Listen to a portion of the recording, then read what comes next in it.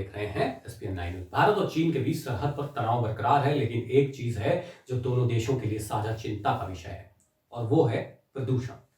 दोनों देशों में इसकी वजह से होने वाली मौत के मामले सारी दुनिया में सबसे ज्यादा हैं। स्टेट ऑफ ग्लोबल एयर यानी सोगा 2020 रिपोर्ट में सामने आया है कि वायु प्रदूषण से होने वाली सालाना मौतों में चीन और भारत अव्वल देश है। दुनिया में होने वाली उन कुल मौतों का 58% इन दो देशों में है, जिनके पीछे वायु प्रदूषण एक कारण है। जहां चीन में पिछले साल करीब 14.2 लाख लोगों की मौत के पीछे वायु प्रदूषण से जुड़ी बीमारियां एक वजह थी, वहीं भारत में इन मौतों का आंकड़ा 9.80 लाख रहा। चीन के हालात भारत से बेहतर है। आइए जानते हैं ऐसा क्यों है। सबसे पहले, मौतों के बावजूद प्रदूषण से लड़ने में चीन भारत की तुलना में बेहतर स्थिति में है। जानकार चीन में अधिक मौतों के पीछे वहां की बुजुर्ग आबादी को वजह मानते हैं। सोगा की रिपोर्ट में भारत और चीन दोनों दुनिया के 30 सर्वाधिक प्रदूषित देशों में हैं, लेकिन जहां भारत नंबर 1 पर है, वहीं चीन ने अपनी रैंकिंग में काफी सुधार किया है और वो 29वें नंबर पर है। उपग्रह से मिली तस्वीरें बताती हैं कि पिछले 7 सालों में चीन में हालात सुधरे हैं और वहां अब PM2.5 का स्तर 45 से 75 माइक्रोग्राम प्रति घन मीटर है, जबकि भारत में यह स्तर औसतन 85 माइक्रोग्राम से अधिक रहता है। चीन ने वायु प्रदूषण से निपटने के लिए पहली व्यापक पंचवर्षीय योजना 2013 में लागू की और उसके बाद तय लक्ष्य हासिल करने के लिए लगातार कोशिश जारी रखी। पिछले एक दशक में चीन में PM2.5 का स्तर 30% तक गिरा है। इसके लिए चीन ने कोयला छोड़कर अपने पावर प्लांट गैस आधारित बनाए। चीन ने अपने बिजली घरों में प्रदूषित नियंत्रण के लिए उम्दा तकनीक भी फिट की है। प्रदूषण पर काबू की तमाम कोशिशें रिहायशी और औद्योगिक दोनों क्षेत्रों में लागू की गई। यही कारण है कि आज चीन का उत्सर्जन भारत से 4 गुना है, लेकिन वहां की हवा भारत के मुकाबले करीब 2.5 गुना अधिक साफ है। सोगा 2020 रिपोर्ट अमेरिका स्थित health infect institute of global burden of disease project ने जारी की है। हेल्थ इन्फेक्ट इंस्टीट्यूट के वैज्ञानिक पल्लवी पंत कहती हैं कि साल 2013 से ही चीन ने वायु प्रदूषण के खिलाफ एक व्यापक योजना बनाई है और बिजली क्षेत्र में कई कदम उठाए हैं। इन सारे कदमों को बड़ी सख्ती से लागू किया गया है। हमने वहां PM2.5 कणों में काफी गिरावट देखी है और खाना पकाने के लिए ठोस ईंधन पर निर्भरता घटी है। हालांकि प्रदूषण का स्तर अभी विश्व स्वास्थ्य संगठन WHO के मानकों से कई गुना अधिक है। हम उम्मीद कर रहे हैं कि कोरोना महामारी के बाद भी वायु प्रदूषण नियंत्रण यानी चीन में प्राथमिकता बना रहेगा। हेल्थ एक्सपर्ट लगातार कह रहे हैं कि हवा में धूल और अन्य प्रदूषकों का घनत्व कोरोना वायरस का आसान वाहक बनेगा। ऐसे में भारत में इस महामारी का ग्राफ बढ़ने का डर है। भारत के अधिकांश शहर बहुत प्रदूषित हैं और वहां बड़ी संख्या में लोग रहते हैं। इंडोर पॉल्यूशन की भी कोई कमी नहीं है। ऐसे में कोविड के चलते भारत को जाड़ों में वायु प्रदूषण को नियंत्रण में रखना होगा।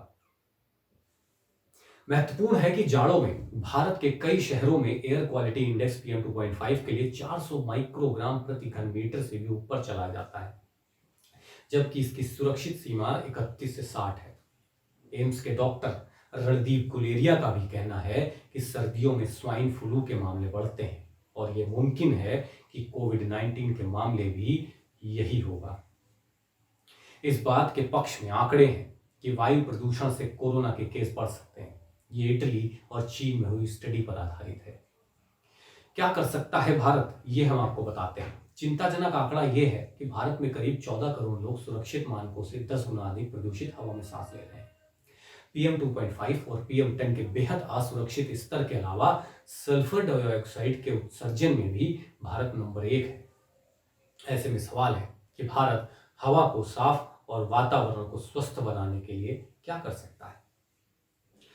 भारत ने जनवरी 2019 में नेशनल क्लीन एयर प्रोग्राम यानी NCAP लागू किया, जिसके तहत 100 से अधिक चुने हुए शहरों में प्रदूषण का स्तर 2024 तक 20 से 30% कम किया जाएगा। प्रदूषण का दमघोटू स्तर देखते हुए ये लक्ष्य बहुत कमजोर माना जा रहा है।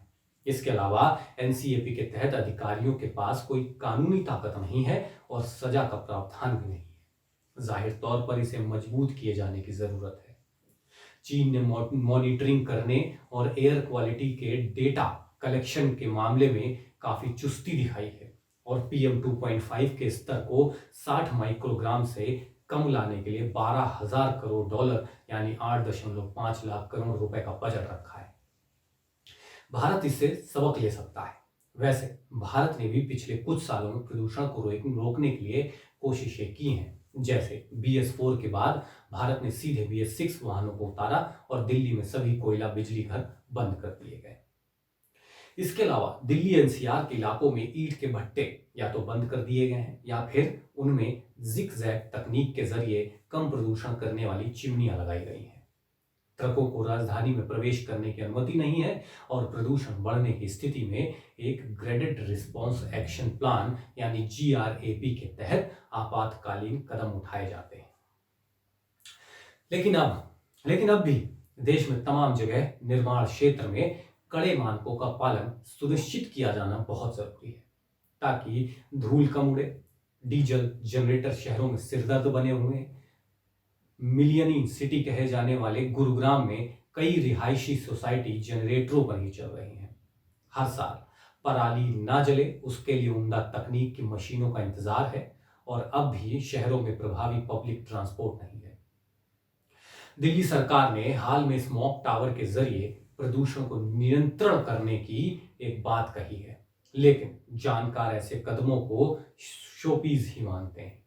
वायु प्रदूषण expert of centre for research on energy and clean air के विश्लेषक हैं सुनील दहिया। वो मीडिया से कहते हैं प्रदूषण को उसके स्रोत पर ही रोकना होगा। दहिया कहते हैं कि लगातार सुप्रीम कोर्ट के आदेश के बावजूद ज्यादा कोल पावर कंपनियां अब तक सल्फर प्रदूषण नियंत्रण तकनीक नहीं लगा पाई हैं, जो उनमें इच्छा शक्ति का अभाव और सरकार की ढिलाई को दिखाता है।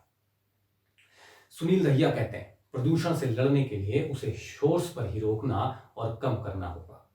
स्मॉग टावर जैसे कदम सिर्फ मीडिया में सुर्खियां बटोर सकते हैं, लेकिन अगर चीन की तरह हवा को साफ करने में कामयाबी हासिल करनी है तो सख्त मॉनिटरिंग के साथ सजा के प्रभावी कदम लागू करने होंगे।